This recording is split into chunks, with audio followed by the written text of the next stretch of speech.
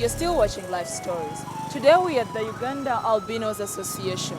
Mr. Jude is the chairperson of this association.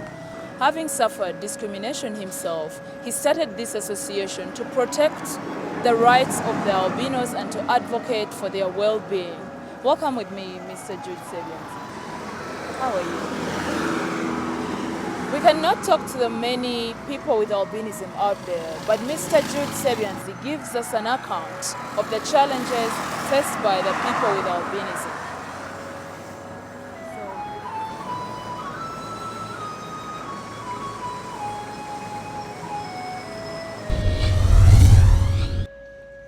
Unlike Claire, Jude was not rejected by his family. He grew up as the only albino among 12 brothers who were all looked after by a stepmother. In school, his skin color was more a source of curiosity and as such earned him a lot of friends. His strong will and indomitable character stood him in good stead. He only came face to face with the reality that an albino's place in life was different from everyone else when he was at the university. And that marked the turning point in his life and led to the birth of the Association for Albinos.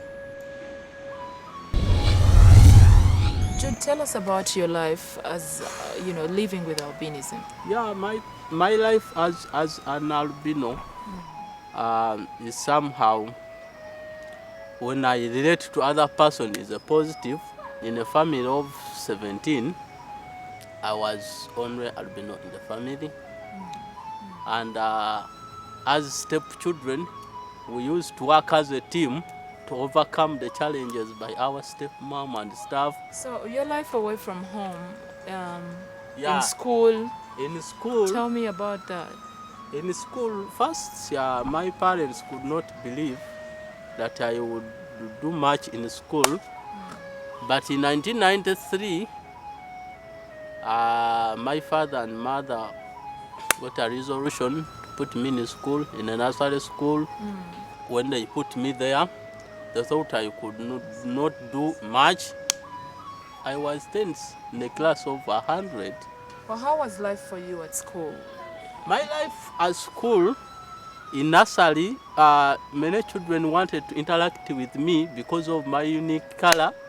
And as a result, I benefited. People loved me and stuff. But when I reached like a P2, from P2 to P5, I was in the school, but we had a certain lady alongside the school who used to give me sugar canes.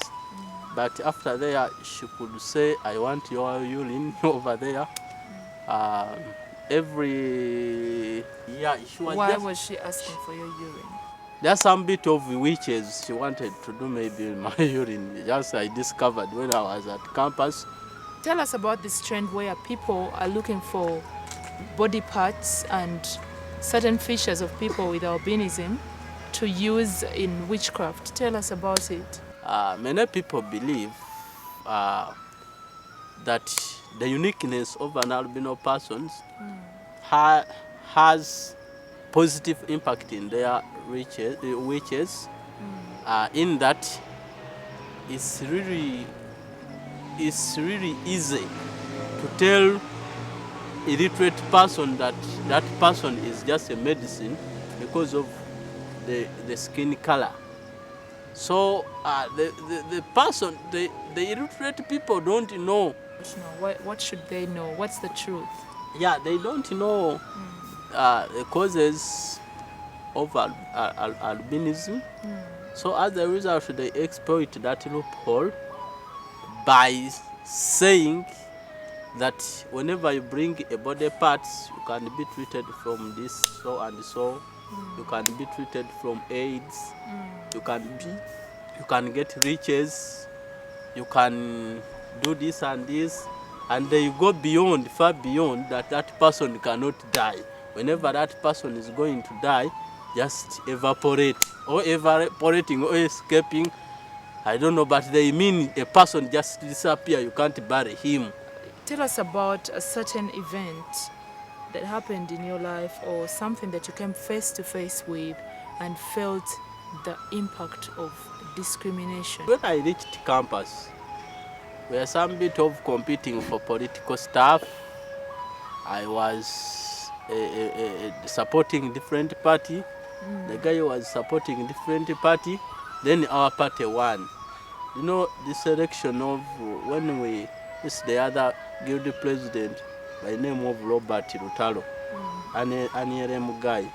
We are supporting NRM and our party won. It's just a scenario that is just unique in Makere for NRM to win. So the other parties, the other guy from DP made a vibrant warning, as in, you are an albino, even if you want, this is just a mere consolation. You not make it. Just mention at least 4 albino person who was just successful in life. So I felt bad, and that's a bad discrimination I've ever experienced.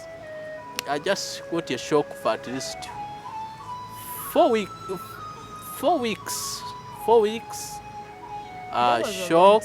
For 4 weeks, you were not over what he had said. The guy said something in reality, because I tried to see an albino person in a community who is successful, and I tried to guess at least nothing by then, but by now I have at least 10 who can just refer. But by then I didn't have an answer, and that was just a typical shock to me that made me to go and ally for other 2 people to form this association to help them.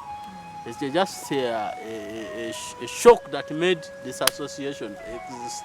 I didn't expect that. After him saying, all the congregation laughed, and the discussion was whether they have ever seen an albino person successful, and the answer was no. And actually by then I saw, even me, I realized the answer is no. By then, that's why I was shocked for at least 1 month.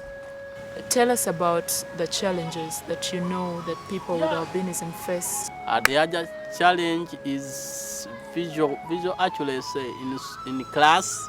You need to sit near the teachers, near the blackboard, and you have to do an extra revision after work, because if you are good in the school like me, used to be among the top 3, you'll need to read more extra minutes than others. Is the visual problem only for those in class, or even other people with albinism moving around? Mostly in the class, because the impact of visual stuff is just in the class. Because here, when I drive, I don't use anything. But in school, because the letters are just tiny, and black and stuff on blackboard, so it really affects the eyes. People with albinism in Uganda, are they facing any danger? Are they in any state of insecurity?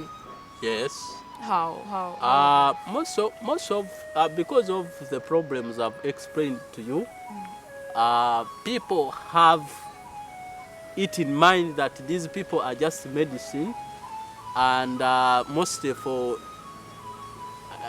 traditional healers, stuff like that. They wanted more of their body parts. Generally in Uganda, albino persons are not secure at all, but the cases of trafficking, so far we have 3 cases, and the most obvious one was reported in Kamunya 20th, 2010, when the guy was caught trafficking 3 albino persons. Where was it? The police at Katwe, and then we tried to follow up, but the threatenings were so much. Who was threatening? People were calling us, why are you what? You leave that case, you will die, stuff like that.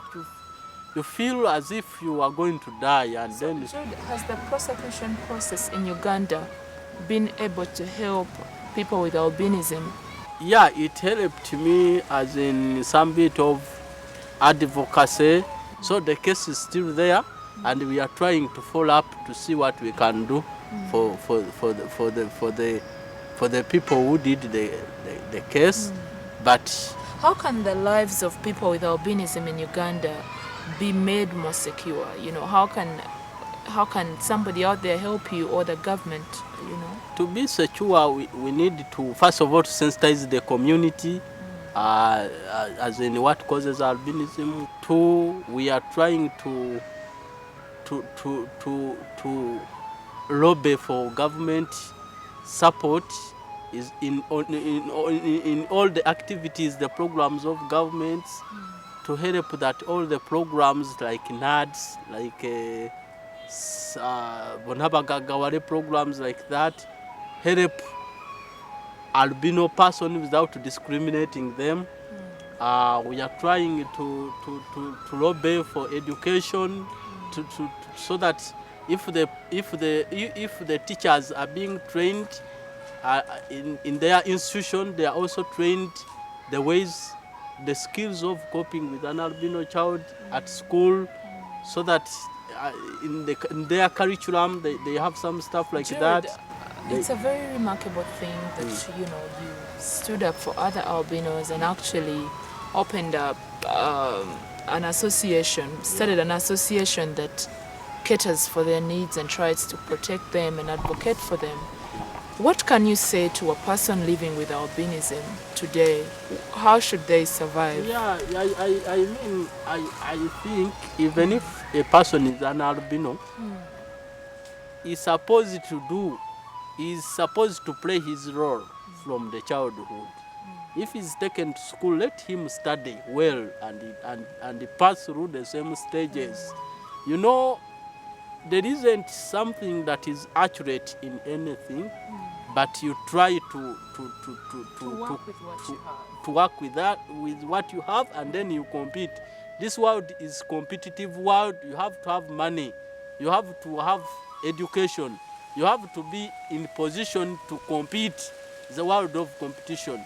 So when you are say you are an albino person, for me, I'm finished, you will be finished. But if you try your level best, you will not face anything. You will see just you will be even happy like me, saying everything without, I'm free, because I pass through, I care for myself. Yeah, stuff like that. Let them care for themselves. All right. So thank you so much, Jude, for giving us your story and telling us about the things that albinos are facing. We are very, very concerned, and I hope all these people that you've called upon to make it easier for you do so. And keep up the association and keep advocating for their rights and everything. All right. God bless you. It's very inspiring that despite the challenges that people like Jude and other people with albinism have to face every day, they still have reason to live and thank God for each day. In many Ugandan communities, the concept of albinism has not been fully understood, and many view them as extraordinary beings with magical powers or a curse to the family. Abantu era boogera abantu abalabi boogera arrogant, kugamba boogera njogera etali yavunaanyizibwa nga nati nga abalaba nti omwana aba kiringa ekikoli mu gyoli oba kiringa omusango ate kitali kituufu. I used to have a certain lady who used to braid my hair. She told one of her friends, next time she comes here, I'm going to cut off her hair. I'm going to take it. Then the one she told me that never go back to that lady, never go back to her to plait your hair. She promised to take it to the witch doctor. She told me. So when I go to salon, I do what? I try to remove all my hair to go and burn it. There was also a certain lady who used to trim my hair free of charge, but then I discovered she used it just for what? For witches, stuff like that. Later I discovered when they quarreled with an employer, our employer said, all in all, you have been using albino hair to do your stuff, so stuff like that. But when they quarreled, I discovered.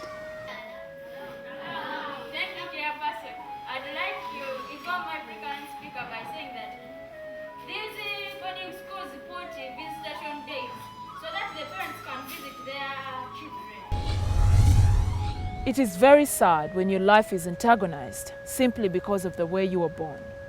The simple truth about albinism is that it is a genetic trait that causes one not to have pigmentation in their skin, eyes and hair.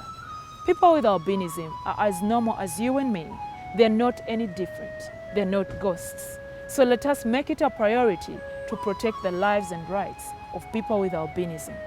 God wonderfully created all of us in different shades of color, sizes and shapes. So let us learn to love ourselves for who we are and love and respect one another. Otherwise, that was it on Life Stories today. Thank you for being a part of the show. I'm Justine, your host. You can still catch the show on YouTube, Facebook and Twitter. Take care.